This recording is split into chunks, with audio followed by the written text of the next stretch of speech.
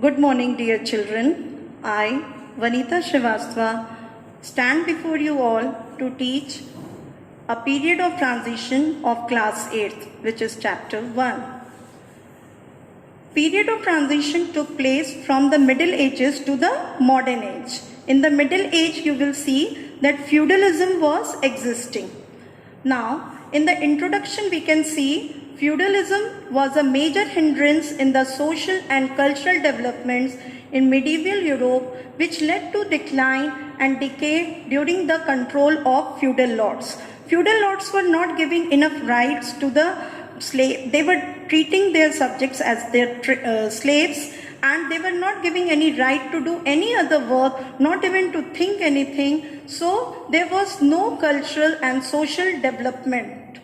The disintegration of the feudal system gave birth to modern age and end of middle age. When the feudal system disintegrated, at that time only the modern age came into being, because now the slaves, now they were free and they were able to think in whatever according to their liking. They were able to do their work. During 1300 and 1600 AD, there was a movement of changes and discovery across the Europe, which is known as Renaissance. Renaissance is a word, is a flowering word, is a literary word which defines the rebirth, reawakening. We can see in the meaning of Renaissance, the term Renaissance is a French word and is derived from the Latin word renascere, which means rebirth. The change began and slowly it is spread across whole Europe, which changed. Now, causes of the advent and growth of the Renaissance. How? Advent means coming up. Now, what were the causes of the Renaissance which gave birth to Renaissance, and how slowly it came into existence? First point is the capture of Constantinople by Turks.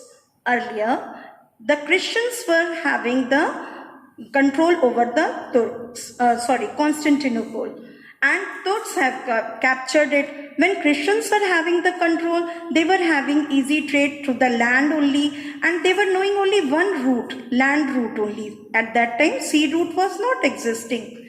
So now the Christians were out of trade, the Turks were having complete control, and the students and scholars fled with a number of rare priceless manuscripts to various parts of Europe and were welcomed, especially in Italy. The scholars encouraged classical Greek studies and opened a school in Florence. Decline of feudalism. Under the feudal system, the landlords exploited the peasants. They opposed progress and social mobility. People had no rights and their freedom curtailed. The decline of feudal system during the 13th and 14th centuries led to the developments in the field of art, literature, science, and philosophy. Then the new nobles, rich merchants and traders in Italy led to the cause of classical learning, as the Italians believed that a man could acquire nobility by patronizing classical learning and art, and doesn't need to be born in a family of nobles to become a noble. New trade routes between Europe and East. Due to Turkish invasion, it became necessary to find new trade routes to India and the East. The new routes discovered by Vasco da Gama, then Ferdinand Magellan, brought great prosperity to the Italian cities. And Italy became the center of all trade routes, which led to the spread of Renaissance. Humanism. The Renaissance scholars disapproved the ideas and beliefs of medieval age. They focused more on humanistic values rather than the religion. They believed happiness and perfection can be achieved without the help of religion. Invention of the printing press. This was the great achievement of the Renaissance. because all the books earlier it was written in Latin. Very few people were able to read the Latin. So the printing press brought intellectual awakening in Europe. With the help of printing press, the Holy Bible, religious and classical books were printed and made available to all over the Europe. Impacts. Now, what was the impact of Renaissance? Impact of Renaissance was numerable. We can see impact on literature, use of native languages for literary writings, development of vernacular languages in Europe. Shakespeare, Spencer enriched literature through their writings. Impact on arts. We all know the famous Leonardo da Vinci was a great painter, sculptor, musician, and scientist. His painting, The Last Supper and Mona Lisa, are the greatest masterpiece of European art. Michelangelo was an excellent painter and an outstanding sculptor. His painting, The Last Judgment, is one of the most famous paintings in the world. Impact on science. Copernicus studied the celestial bodies and proved the theory of rotation of the earth on its axis and its motion around the sun. Galileo used a telescope to study the movements of heavenly bodies and proved validity of Copernican theory. Sir Isaac Newton contributed to mathematical physics, which helped in the growth of astronomy. Effects of Renaissance.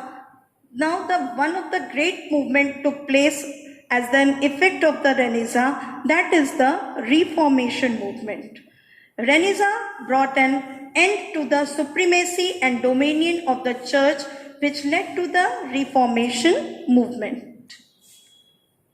Then as an impact, the great revolution took birth, that was the Industrial Revolution. Earlier, the things were made out of hand, by hand. Now, the things were made by machines. It is having its advantages also and disadvantages also. First, we will see what is Industrial Revolution. Industrial Revolution started from England because it had ample quantity of coal and iron and also availability of cheap labor. The technical skill of people and hard work proved very helpful in the revolution.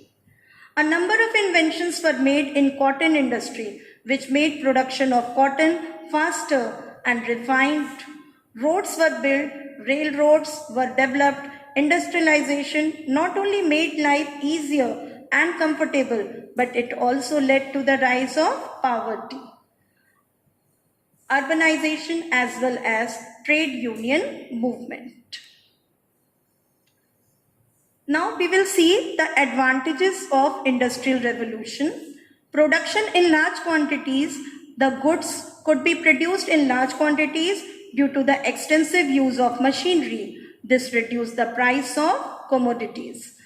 Life became easy and comfortable with the help of machines. It became easy and comfortable. The use of electricity, railways for transportation helped people to live life of ease and luxury. Increase in agricultural production. The Industrial Revolution spread to agriculture, which increased the production tremendously. Now we can see the disadvantages. Everything, if it is having advantages, there are disadvantages also. So we will see that in the disadvantage, rural poverty, the domestic system of production ended, which resulted in loss of rural income. This led to poverty in rural areas. Then comes the unemployment. Automation and mechanization made a large number of manual workers jobless, which led to a big scale of unemployment. Lastly, we will come imperialism. Imperialism itself means that the control over the other places, control over the countries, other countries. There were many factors that led to the imperialism during the later half of the 19th century. There was a mad scramble among the Western power for colonies or newer territories. The best way to capture the market was to take possession of the country. This became a major cause for world wars. Thank you.